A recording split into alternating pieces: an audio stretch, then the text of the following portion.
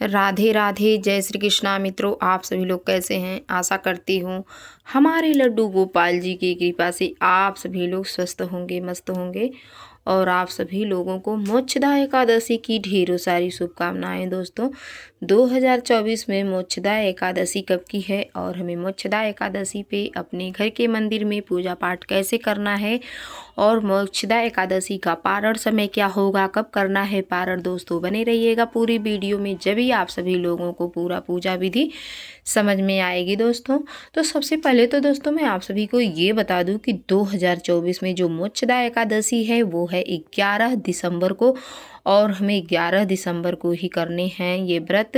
क्योंकि जो हिंदू सत्य सनातन धर्म में एकादशी का व्रत हो या कोई भी व्रत त्यौहार हो, उसे हमें उदया तिथि के अनुसार ही करना चाहिए और किया भी जाता है, शास्त्र के अनुसार है। तो दोस्तों, हम 11 दिसंबर को सूर्योदय से पूर्व जगह बिस्तर छोड़े और रोज की तरह दैनिक दिनचर्या से निवृत्त होने के उपरांत हमें यही चाहिए कि हम स्नान कर लें। स्नान करने के बाद हमें अपने, जैसे हम गोपाल जी की सेवा ले रखे हैं, तो अपने गोपाल जी को हम पंचामृत से स्नान कराएं। पंचामृत से स्नान करवाने के बाद अपने लड्डू गोपाल जी को हम फिर स्वच्छ जल से स्नान कराएं। क्योंकि जो हमारे श्रीमन नारायण भगवान हैं, लड्डू गोपाल जी हैं, ये श्री हरि विष्णु भगवान जी के रूप हैं। कन्हैया जी श्री कृष्ण भगवान के बाल स्वरूप ही हैं। तो हमें अपने लड्डू गोपाल जी को स्नान करा लेने के बाद इनका शरीर अच्छे से पोंछ लेने हैं टॉवल से। फिर इसके बाद अपने गोपाल जी को ऊनी वस्त्र धारण कराने हैं, क्योंकि सर्दियों का मौसम चल रहा है और अपने गोपाल जी को ऊनी वस्त्र ही धारण कराने हैं। दोस्तों, हमने गोपाल जी को ऊनी वस्त्र धारण करा दिए हैं और अपने गोपाल जी का फिर श्रृंगार करने हैं। तो आप सभी लोग श्रृंगार देख सकते हैं। हाथ में बांसुरी, हाथ में कड़े और गले के माला, कान के कुंडल, ऐसे अपने गोपाल जी को श्रृंगार करने हैं। माथे के तिलक हमें ज़रूर लगाएं। फिर इसके बाद अपने गोपाल जी को हमें भोग लगाने हैं और दीपक प्रज्वलित करने हैं, कलश की स्थापना करनी है। दोस्तों, तो ऐसे हमें कलश की स्थापना करना है, क्योंकि एकादशी का व्रत है। तो हमें कलश की स्थापना में दोस्तों एक मिट्टी या पीतल या तांबा के कलश लें और उसमें हमें गंगा जल डाल लेने हैं। फिर उसमें अक्षत के रूप में हमें तिल का प्रयोग करना है, क्योंकि चावल वर्जित है, और सफ़ेद तिल का हमने प्रयोग किया है। दोस्तों, आप आम के पल्लव या आप अशोक के पल्लव ले सकते हैं, आप सभी लोग देख सकते हैं।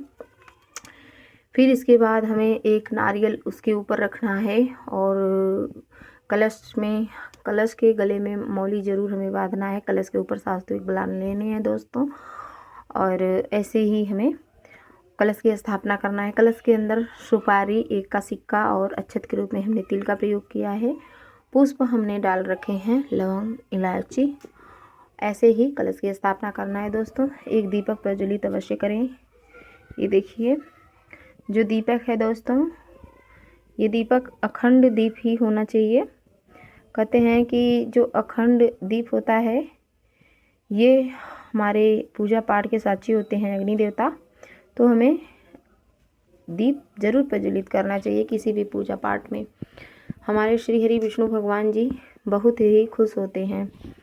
तो वैसे ही हमें पूजा पाठ करने हैं और फलों में हमें भोग लगाने हैं। दोस्तों, तो आप कदली के भी फल लगा सकते हैं, सेब, अमरूद और नारियल, जो भी सीज़न में फल अवेलेबल हैं, जैसे सिंघाड़ा हुआ, संतरा, मौसम्मी, जो भी फल हैं, आप सब फलों का भोग लगा सकते हैं। जो भी आपके पास अवेलेबल हो आप भोग लगाएं, ना हो तो मार्केट से लाएं। लेकिन भगवान जी को फलों का भोग एकादशी पे ज़रूर लगाएं, क्योंकि हर एक वैष्णव एकादशी का व्रत रहते हैं। तो व्रत में बहुत से लोग फलाहार करते हैं, बहुत से लोग निराजल करते हैं। लेकिन जो लोग फलाहार करेंगे तो फल फ्रूट भगवान को भोग लगाएंगे, जब ही तो पाएंगे। तो इस नाते अपने गोपाल जी को भी भोग जरूर लगाएं। गोपाल जी को तो भूखे हम नहीं रख सकते एकादशी के दिन, तो अपने गोपाल जी को आप भोग लगाएं। जो भी आपके सर्व समर्थता में है, आप भगवान जी को ज़रूर से ज़रूर भोग लगाएं। तो ऐसे ही हमें पूजा पाठ करनी है। दोस्तों, एकादशी के दिन हमें जितना हो सके उतना ज़्यादा मात्रा में हमें भगवत नाम जप करना है, क्योंकि कलिकाल में भगवान के नाम से ही कल्याण है। दोस्तों, और भगवान को भी कलयुग के भक्त अति अति प्यारे हैं, क्योंकि कली काल में, कलयुग में भगवान की भक्ति करने वाले कम लोग रहेंगे, भक्त रहेंगे कम। तो इस नाते जो लोग भगवान का नाम जप करते हैं, भगवान की भक्ति करते हैं, पूजा आराधना करते हैं, उनसे श्रीमन नारायण भगवान की अति अति कृपा उन पर बरसती है और उनसे भगवान बहुत ही प्रसन्न रहते हैं।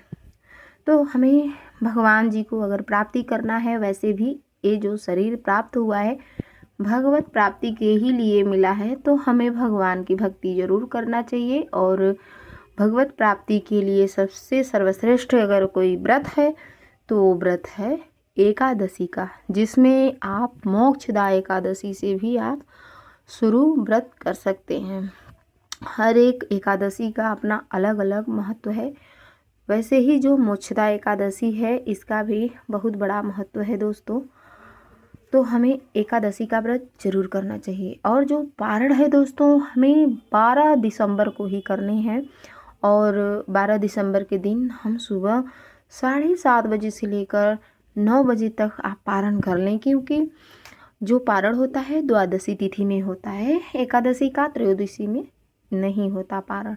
तो इस बात का हमें विशेष ध्यान देना चाहिए दोस्तों। तो आप सभी लोग जब पूजा कर लें तो भगवान जी से क्षमा आराधना करें, हे प्रभु अगर आप हमारे पूजा पाठ में जो कुछ भी त्रुटियां हो गई हों उसे आप क्षमा कीजिएगा। हमारे प्रभु शीघ्र ही क्षमा कर देते हैं। सन्मुख हों जीव हमें जब वहीं कोटि जन्म अज्ञान सही तब भगवान उसी क्षण क्षमा कर देते हैं, जैसे ही जीव भगवान जी के शरण में जाते हैं। तो दोस्तों आप सभी लोगों को ये वीडियो कैसी लगी? अगर ये वीडियो आप सभी लोगों को अच्छी लगी हो, आप लोगों के थोड़ा भी यूजफुल हो, तो लाइक सब्सक्राइब करना ना भूलें। प्यारा सा कमेंट लिखकर जरूर बताएं कि आप सभी लोगों को वीडियो कैसी लगी। राधे राधे, जय श्री कृष्णा।